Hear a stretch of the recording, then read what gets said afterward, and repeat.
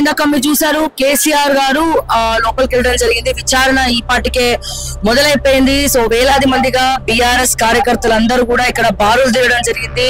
So జై కేసీఆర్ జై తెలంగాణ నినాదాలతోటి మరి ఇక్కడ బీఆర్కే భవన్ పరిసర ప్రాంతాలు మొత్తం కూడా తీవ్రంగా చాలా ఎంతో మంది మీరు చూస్తా ఉన్నారు విజువల్స్ లో. ఒకసారి నా బ్యాక్గ్రౌండ్ లో కూడా సో కార్యకర్తలు అందరూ కూడా మీరు ఒకసారి చూడొచ్చు. పోలీసులు అందరూ కూడా వాళ్ళని కంట్రోల్ చేస్తా ఉన్నారు, బారికేడ్స్ దాటకుండా కంట్రోల్ చేస్తా ఉన్నారు. సో ఇక్కడ వరకే పర్మిట్ ఇవ్వడం జరిగింది. సో కొంతమంది కీలక నేతల్ని మాత్రమే లోపలికి పంపించడం జరిగింది.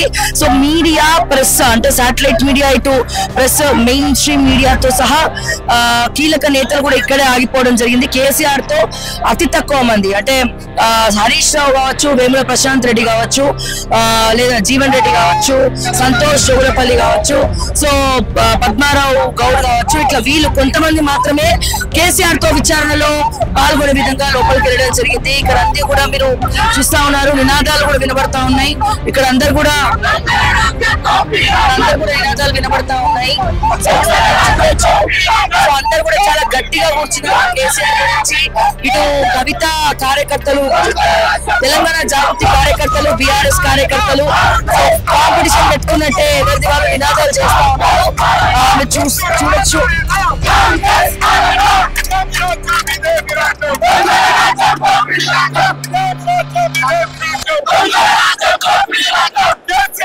కేవలం కేసీఆర్ గారు ఈ రోజు విచారణ జరుపుతున్నారు. కేసీఆర్ గారు ఎంక్వైరీ కమిషన్ ముందు అటెండ్ అవుతున్నారంటే వారికి మద్దతుగా మేము వచ్చినాం తప్ప నిరసన కార్యక్రమాలు కాదు, ఇంకోటి కాదు.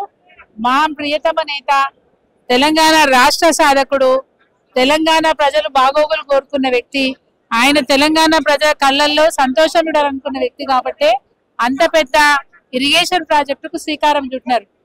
అంటే ఇట్లాంటివి భవిష్యత్తులో ఇంకా ఉంటాయని కూడా అనుకోవడానికి వీల్లేదు. భవిష్యత్తులో ఇంకా నెవర్ ఇట్లాంటి గొప్ప ప్రాజెక్టులు నిర్మితమైతే అని అనుకోవడానికి ఆస్కారం లేదు.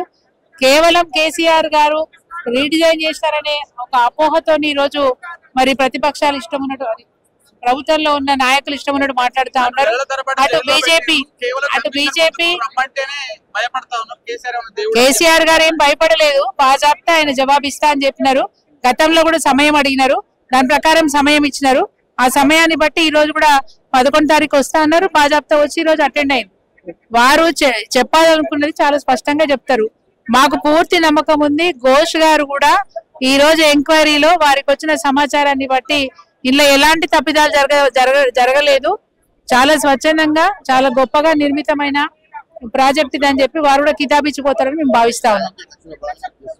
ఏమంటారు?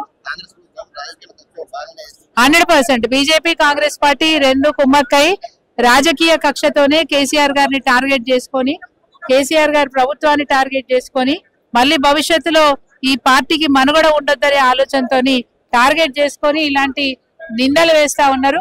వాళ్ళు ఎన్ని నిందలు వేసినా కడిగ ముత్యం లెక్క బీఆర్ఎస్ పార్టీ బయటకు వస్తుంది, కేసీఆర్ గారు బయటకు వస్తారు.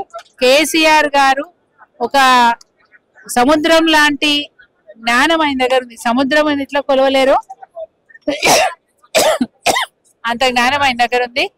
ఏ ప్రశ్నకైనా జవాబు చెప్పగలుగుతారు. తను నమ్మిన సిద్ధాంతాన్ని పాటిస్తారు, అనుకున్న సంకల్పాన్ని సాధించి తీరుతారు. అందులో భాగమే కాళేశ్వరం. కాళేశ్వరం అంటే మేడిగడ్డ మాత్రమే కాదు, మేడిగడ్డ నుంచి మొదలు పెట్టుకుంటే చివరి ఎకరం వరకు తడుపుతున్న నీళ్లే కాళేశ్వరం తప్ప మేడిగడ్డ ఒకటే కాళేశ్వరం కూలేశ్వరం అని మాట్లాడుతూ ఉన్నారు. ఇంగిత జ్ఞానం లేదు. ఈ రోజు మాట్లాడుతున్న అధికార పార్టీ నాయకులకు తల తెలియదు, తోక తెలియదు. వాళ్ళకి తలెడుదో తెలియదు, తోకెడుదో తెలియదు. ఇప్పుడు పనులు చేస్తే కూడా తోకగా నుంచి మొదలు పెడుతున్నారు. బనకచర్లు ఎందుకు తీసుకొస్తున్నారు? మీరు ఎందుకు సపోర్ట్ చేస్తున్నారు? చంద్రబాబు నాయుడు ఎందుకు నిలదీస్తలేరు? ఆపాలి కదా, మీకు బాధ్యత లేదా?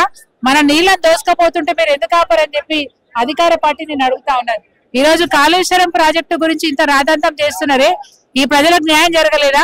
వెనకటికి 2014లో 60,000 మెట్రిక్ టన్ల ధాన్యం పండించిన రాష్ట్రము ఈ రోజు 2023లో 3.5 కోట్ల ధాన్యాన్ని పండించిందంటే కాళేశ్వరం యొక్క ఉపయోగం ఎంత బాగా మనం వాడుకున్నాం అనేది తెలియట్లేదా? స్పష్టంగా కనిపిస్తలేదా? ఎక్కడికక్కడ గతంలో వైఎస్ఆర్ గారు ఉన్నప్పుడు మరి అనేక ప్యాకేజీల కింద ఏది ప్రాణాయిత చేవల్ల అనే పేరుతోని ప్రాజెక్ట్ నిర్మాణం మొదలు పెట్టారు. కానీ ఏం చేశారు? తన దగ్గర ఏం చేయలే, తోక దగ్గర చేయగలే నడిమెట్లల్లా కాంట్రాక్ట్లకు పైసలు అంటగట్టడానికి కమిషన్లు దొబ్బడానికి ఆ రోజు వాళ్ళు మొబిలైజేషన్ అడ్వాన్స్ల పేరు మీద కాంట్రాక్టర్లకు ముందుగానే అడ్వాన్సులు ఇచ్చి అక్కడింత కాలువలు తవ్వి వదిలిపెట్టిపోయారు. అలాంటి కాలువలను కూడా ఉపయోగించుకుంటూ డబ్బు ప్రభుత్వానిదైనా ప్రజలను నమ్మి ఆ గతంలో వినియోగించిన నిధులను కూడా సద్వినియోగం చేసుకోవడం ఉద్దేశంతో ఈ రోజు మరి అడుగున పడిపోయిన ప్రాజెక్టులను కూడా స్టెబిలైజేషన్ చేసి స్థిరీకరణ చేస్తూ అది SRSP కావచ్చు, మిడ్ మారేర్ కావచ్చు, ఎల్లంపల్లి కావచ్చు, ఇట్లాంటి ప్రాజెక్టులను కూడా ఈరోజు స్థిరీకరిస్తూ మరి మేడిగడ్డ దగ్గర ఉన్న నీళ్లను కిందికి అటు నల్గొండలో ఉన్న మరి సూర్యాపేటకు గాని తుంగతుర్తికి గాని నీళ్లు తీసుకురాగలిగినారు.